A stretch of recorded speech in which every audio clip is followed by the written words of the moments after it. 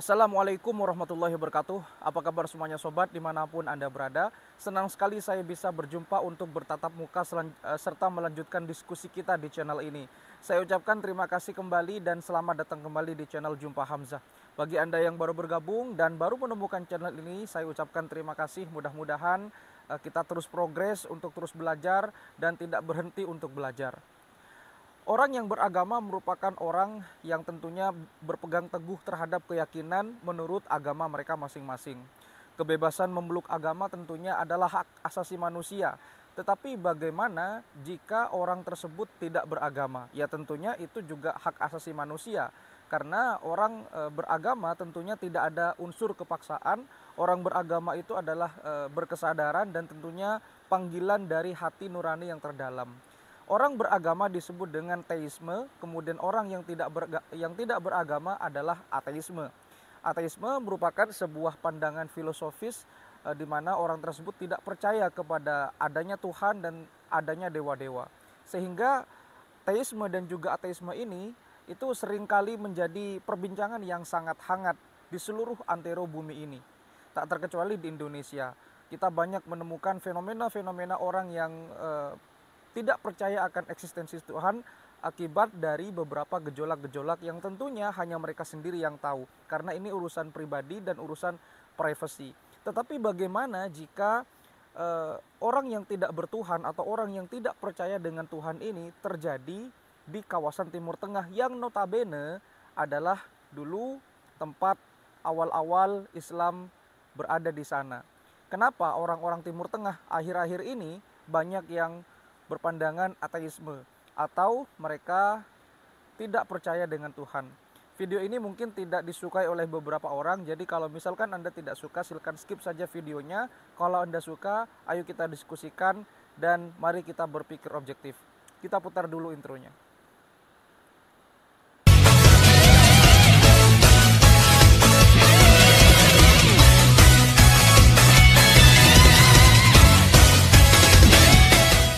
Pada tahun 2018 kemarin ada seorang mahasiswa IT dari Palestina bernama Walid Al-Husaini menggembarkan dunia.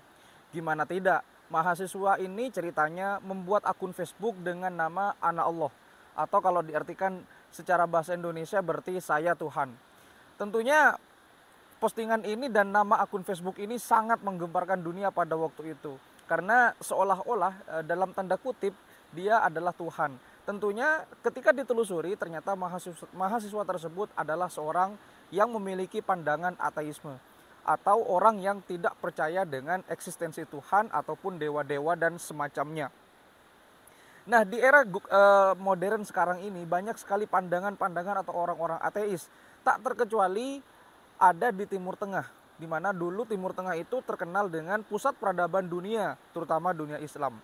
Tentu banyak sekali orang-orang yang memiliki pandangan-pandangan ateisme. Ada juga di Indonesia. Kita mengenal seperti nama Sabrang Panuluh atau vokalis Leto, anak dari MH Ainun Najib. Beliau mengatakan bahwa pernah ateis secara berkesadaran. Tentunya ini membuat pertanyaan besar, ada apa sebenarnya? Kenapa angka ateisme dari tahun ke tahun terus meningkat?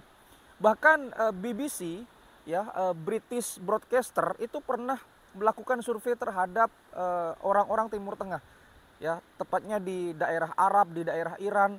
Di tahun 2019 kemarin menunjukkan angka orang ateis di sana sekitar 19%, dan ini terus bertambah seiring dengan berjalannya waktu.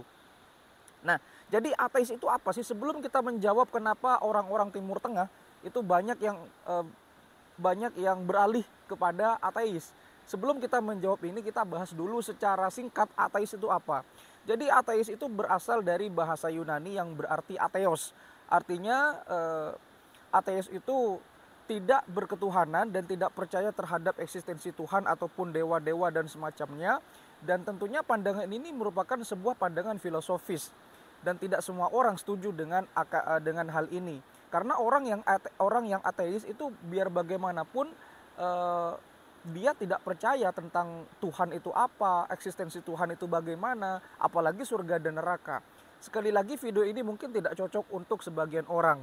Untuk Anda yang merasa tidak cocok, silahkan di skip saja. Tapi kalau misalkan Anda ingin berdiskusi, mari kita berdiskusi secara bijak dan juga objektif. Nah, jadi ceritanya di tahun 2019 kemarin BBC pernah melakukan survei kecil-kecilan terhadap orang-orang Timur Tengah dan ternyata hasilnya menunjukkan angka 13%. Di Arab Saudi sendiri itu ternyata orang ateis sangat banyak. Kita tahu sendirilah di Arab Saudi itu peradaban Islam sangat maju dan tentunya salah satu negara terkaya di Timur Tengah Arab Saudi itu. Sebelum Arab Saudi itu dikenal dengan negara yang tentunya sekarang sudah mengizinkan wanita-wanitanya nonton konser, nonton bola bareng. Jadi dulu sebelum Muhammad bin Salman menjadi putra mahkota, Arab Saudi itu dikenal negara yang sangat konservatif, tertutup dan tentunya memegang teguh tradisi-tradisi yang keduluan ya. Apa bahasanya? Tradisi-tradisi yang tempo dulu. Jadi sangat konservatif karena negara tersebut sangat menggalakkan atau sangat menitik beratkan kepada syariat Islam karena di sana monarki absolut. Ini sama dengan Brunei Darussalam ya, di mana hukum Islam sangat diterapkan dan tentunya sangat ketat. Nah, jadi apa sebenarnya yang membuat Arab atau negara-negara Timur Tengah bahkan di beberapa bagian Eropa, di Afrika Utara seperti Maroko, Tunisia, itu kenapa mereka berbondong-bondong banyak yang ateis? Ternyata ada dua sumbernya, hanya dua ini sumbernya. Yang pertama, karena adanya pemberitaan negatif dari agama. Apa yang dimaksud pemberitaan negatif dengan agama? Jadi begini, banyak akhir-akhir ini orang-orang yang mengatasnamakan agama menghancurkan tempat ibadah lain, seperti menghancurkan gereja, menghancurkan tempat ibadah agama lain, bahkan menghancurkan masjid. Karena kan sekarang ini agama itu banyak versinya. Ya, saya menyebutkan agama secara umum ya, tidak secara spesifik. Kalau misalkan lebih spesifik lagi, kita contohkan misalkan banyak agama yang mana agama tersebut suka melakukan sweeping ketika menjelang hari-hari besar, katakanlah tanpa koordinasi dulu. Ya ini kan mengatasnamakan agama. Apakah orang yang beragama seperti itu? Tentu tidak kan. Ya ada yang menghancurkan masjid karena alasan politik dan seterusnya. Apakah agama itu sama dengan politik? Ya tentu tidak. Jadi hal ini yang membuat orang-orang yang ada di Timur Tengah, khususnya di Arab Saudi itu berpikir dua kali untuk berketuhanan. Akhirnya mereka sebagian ya, karena memang di Arab Saudi itu orang yang murtad, orang yang tidak beragama itu bisa jadi hukuman mati. Ya tetapi kita kembali lagi, siapa yang tahu mereka tidak beragama atau tidak? Mereka tinggal menyembunyikan identitas keateisannya. Mereka tinggal melakukan ibadah, melakukan kehidupan sosial seperti biasanya, berjalan normal. Mereka kan nggak ada yang tahu apakah mereka beragama atau tidak. Sehingga hal ini itu ternyata memicu untuk orang beragama itu ingin lepas dengan agamanya. Kenapa? Karena banyak sekali pemberitaan negatif yang akhir-akhir ini muncul ke permukaan akibat banyak orang menyalahgunakan agama, mengatasnamakan agama. Di Indonesia sendiri tentunya banyak yang terjadi seperti ini, di mana banyak orang yang membakar tempat-tempat ibadah agama lain, membuka untuk permusuhan, perpecahan, dan seterusnya. Banyak yang seperti itu. Sehingga masyarakat awam itu ada yang mendukung, ada juga yang tidak. Sehingga agama yang seharusnya menjadi panutan malah menjadi seperti bumerang. Sehingga masyarakat Timur Tengah ingin terlepas dari itu. Ya tentunya ini sangat disayangkan. Dan tentunya kalau kita membahas tentang ateisme itu kalau ditinjau dari perspektif untuk hak asasi manusia ya tentunya sah-sah saja. Karena semua orang bebas berekspresi. Yang penting mereka tidak mengganggu orang lain. Karena ya kita kembali lagi, keyakinan itu tidak bisa dipaksakan. Dalam Islam itu kan disebut dengan la ikraha fiddin. Tidak ada pemaksaan dalam beragama. Harus berkesadaran, harus dengan panggilan jiwa, harus dengan hidayah, kan seperti itu. Kemudian faktor yang kedua adalah gagalnya Arab Spring. Apa itu Arab Spring? Arab Spring itu merupakan musim semi di Arab. Jadi jangan diartikan secara tekstual ya, artinya kontekstual. Jadi Arab Spring itu merupakan sebuah gerakan yang mana gerakan ini berusaha untuk demokratisasi di dunia Arab. Karena di dunia Arab itu terkenal dengan kawasan yang konservatif, kemudian ingin bersaing dengan dunia-dunia modern dan negara-negara modern, sehingga melakukan demokratisasi dengan cara membuat partai politik dan juga pemimpinnya dari tokoh-tokoh keagamaan. Tetapi apa yang terjadi, Arab Spring ternyata gagal. Akhirnya karena gagal, masyarakat banyak kecewa, mereka ingin melepaskan dari keagamaannya. Akhirnya banyak masyarakat Arab yang berbondong-bondong untuk tidak percaya Tuhan, alias menjadi ateisme. Gimana? Apakah Anda setuju dengan hal ini? Kan Anda kalau baca berita tentunya akan banyak artikel-artikel yang membahas tentang kenapa dunia Arab itu berbondong-bondong menjadi ateis. Ya tentunya sangat kompleks permasalahannya, tetapi secara gambaran umum dua hal itu yang membuat orang Arab atau orang-orang Timur Tengah menjadi ateisme. Tetapi kalau kita mengerucutkan kepada perkembangan teknologi, perkembangan AI, tentunya banyak doktrin-doktrin agama yang tidak terjawab. Seperti apa keberadaan Tuhan, seperti apa wujud Tuhan. Jadi itu kan sangat abstrak dan tentunya ini tidak bisa dijawab oleh agama. Ya tentunya kalau kita berbicara tentang keagamaan, tentang apa itu wujud Tuhan, ya tentunya kan kita tidak bisa memvisualisasikan. Biar bagaimanapun Tuhan itu kan laisa kamitslihi syai'un. Tidak ada yang sama dengan, tidak akan pernah sama dengan apapun. Jadi itu kan sangat abstrak, dan abstrak itu kan tentunya pemikiran orang berbeda-beda. Saya dengan Anda tentunya abstraksinya juga berbeda-beda. Nah ini mungkin akan terus bergejolak seiring dengan perkembangan teknologi, seiring dengan berkembangnya AI atau artificial intelligence. Jadi kalau misalkan Walid Al-Husaini ini dulu pernah membuat akun Facebook bernama Ana Allah, ya tentunya ini menjadi pertanyaan besar, kenapa orang-orang zaman sekarang ini seiring dengan berjalannya waktu dan teknologi, orang-orang malah tidak percaya lagi dan meragukan lagi tentang eksistensi Tuhan. Ya tentunya kalau kita tarik lagi peristiwanya, ya banyak ilmuwan-ilmuwan yang seperti itu, seperti Charles Darwin, ya, seperti Stephen Hawking. Mereka itu tidak percaya dengan eksistensi Tuhan. Mereka beranggapan bahwa alam semesta ini tercipta dengan sendirinya. Tuhan tidak perlu ikut campur dengan penciptaan alam semesta. Alam semesta ini bisa dijelaskan secara fisika, apalagi fisika-fisika yang sudah berkembang, sebut saja fisika kuantum, partikel-partikel kuantum dan seterusnya. Jadi mereka beranggapan bahwa Tuhan itu tidak ada. Mereka beranggapan bahwa alam semesta ini ada dengan sendirinya. Ya, perdebatan antara orang beragama dan orang yang tidak beragama itu akan terus berlanjut.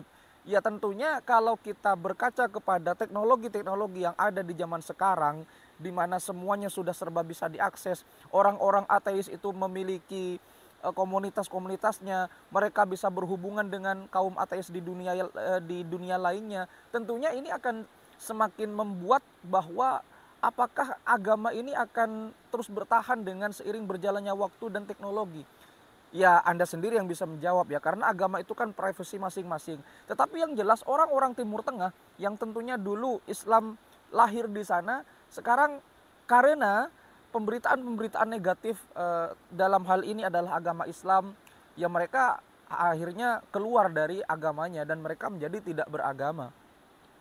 Bukan berarti mereka tidak percaya terhadap Tuhan. Orang ateis itu awalnya percaya dengan Tuhan, tetapi akhirnya karena beberapa hal ya yang tentunya sangat privasi, memilih tidak bertuhan karena alasan-alasan tertentu. Ya pastinya pikiran mereka bergejolak. Nah, kalau kita melihat fenomena-fenomena yang terjadi sekarang, banyak sekali orang-orang yang tentunya beragama tapi seolah-olah tidak beragama. Contohnya begini ya. Dalam agama Islam, ini saya hanya mencontohkan saja. Dalam agama Islam, betapa banyak orang yang mengkritik bahwa makan babi itu haram, makan anjing itu haram. Tetapi orang kalau misalkan menonton video syur, video yang 18 tahun ke atas, mereka diam-diam saja. Apakah ini yang disebut dengan beragama? Tentu tidak kan. Semuanya kalau haram ya haram. Nggak ada tolerir tentang keharaman itu. pada dasarnya kan hukum itu, hukum halal haram itu kan jelas. Jadi pada dasarnya semua haram sampai ditemukan kehalalannya. Begitu juga semua barang pada dasarnya, semua sesuatu, segala sesuatu pada dasarnya halal sampai ditemukan unsur-unsur yang membuat keharamannya. Kan begitu. Jelasnya kan begitu, tetapi banyak sekali yang sekarang mengatasnamakan agama, tetapi mereka seolah-olah dalam tanda kutip terlihat alim, terlihat karismatik, terlihat hafal banyak hadis, hafal ayat Al-Quran, tetapi mereka dalam tanda kutip membiarkan kejadian-kejadian atau hal-hal yang dianggap lumrah. Enggak seperti itu. Dalam Al-Quran pun kan sudah jelas bahwa kabur makatan indallah antakulu ma la taf'alun. Kalau saya salah silakan dikoreksi ya. Jadi kalau kita artikan ayat ini, sungguh Allah itu akan sangat membenci orang-orang yang tahu agama, tahu ayatnya, tapi dirinya sendiri yang melakukan. Jadi dia menasihati orang lain, tapi dirinya sendiri seolah-olah lumrah. Jadi ada orang pemangku agama, ada orang tokoh agama besar, beliau menasihati orang-orang banyak, pengikutnya banyak, tetapi dirinya sendiri melakukan. Dirinya sendiri seolah-olah ya nggak apa-apa lah, uang saya sudah tahu, seolah-olah begitu. Jadi kalau misalkan Anda beragama, ketika Anda semakin tahu banyak hukum, maka kalau Anda semakin banyak tahu hukum, akan semakin banyak versi-versi yang memperbolehkannya. Jadi misalkan menurut pendapat ini haram, menurut pendapat ini haram, ini halal.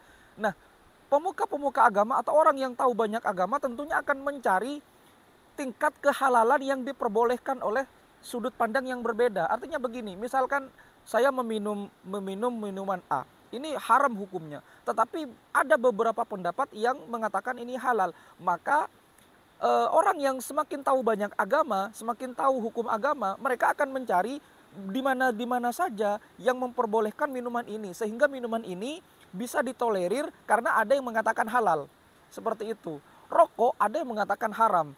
Di satu sisi rokok ada yang mengatakan halal, maka orang akan berbondong-bondong untuk mencari siapa saja yang memperbolehkan rokok. Kenapa? Agar bisa ditolerir seolah-olah rokok itu adalah barang yang halal. Seperti itu. Nah, ketika kondisi-kondisi semacam ini itu membuat bingung kaum-kaum yang ada di Timur Tengah, sehingga mereka banyak mendengar pemberitaan-pemberitaan yang negatif. Akhirnya mereka ingin keluar dari stigma-stigma dan doktrin-doktrin agama. Akhirnya mereka tidak terkekang lagi. Daripada membuat bingung seperti itu, kenapa tidak dibuat bahwa sudah, kalau halal ya halal, kalau haram ya haram. Tentunya hukum fikih itu kan perspektif. Ya, Imam Maliki, Imam Hanafi, Imam Hambali, Imam Syafi'i, mereka itu kan berbicara tentang hukum melalui sudut pandang mereka yang berbeda. Biar bagaimanapun hukum Islam itu kan jelas. Jadi sumber hukum dari Al-Quran itu kan sudah jelas. Kemudian perkembangan ilmu fikih dan ilmu-ilmu yang lain serta cabang-cabangnya itu kan beranggapan atau berangkat dari sudut pandang mereka yang berbeda-beda, sesuai dengan perkembangan zaman dan zaman ketika mereka hidup. Ya tentunya kalau kita kembalikan lagi kepada sudut pandang agama, tentunya agama itu nggak ada agama yang setengah-setengah. Agama itu ya kalau misalkan nggak boleh ya nggak boleh, kalau misalkan boleh ya boleh. Jadi jangan kita menjadi orang yang abu-abu lah, sehingga kita itu nanggung mau ikut atau enggak begitu. Jadi fenomena ini yang ternyata membuat orang-orang Timur Tengah itu menjadi ambiguitas, dan akhirnya mereka ingin keluar dari hal semacam ini. Ditambah lagi politik-politik Timur Tengah yang tentunya gagal dalam Arab Spring atau dalam demokratisasi dunia Arab, sehingga banyak orang Timur Tengah yang kecewa. Bukan hanya Timur Tengah, ada di Afrika Selatan, ada di Afrika Utara juga, di sebagian Maroko, Tunisia, Aljazair. Mereka akhirnya ingin keluar dari keterkekangan agama mereka dan politik-politik yang mengatasnamakan agama, dan akhirnya mereka menjadi orang ateis atau orang yang tidak percaya terhadap Tuhan ataupun dewa-dewa dan sejenisnya. Sekali lagi ini hanya sekedar sharing dan pendapat saja, dan tentunya kalau misalkan Anda tidak suka silakan skip videonya. Mari kita berpikir objektif, mari kita bersikap bijaksana dalam menyikapi ini. Dimanapun agama itu berada, dimanapun orang itu yang dikatakan orang beragama, Orang beragama tentunya pasti berpegang teguh terhadap kepercayaannya. Karena agama itu adalah panggilan jiwa. Agama itu adalah kepercayaan kita terhadap pencipta alam semesta. Dan tentunya agama ini bukan alat untuk pemecah belah. Agama itu adalah alat untuk pemersatu. Agama itu indah dan agama itu damai. Terima kasih sudah menyimak, mudah-mudahan bisa memberikan gambaran dan manfaat untuk Anda semuanya. Kalau ada salah-salah kata ataupun ada penyampaian materi saya yang kurang tepat, silahkan dikomentari. Kritik dan saran tetap saya tunggu di kolom komentar. Sampai jumpa di video berikutnya. Wassalamualaikum warahmatullahi wabarakatuh.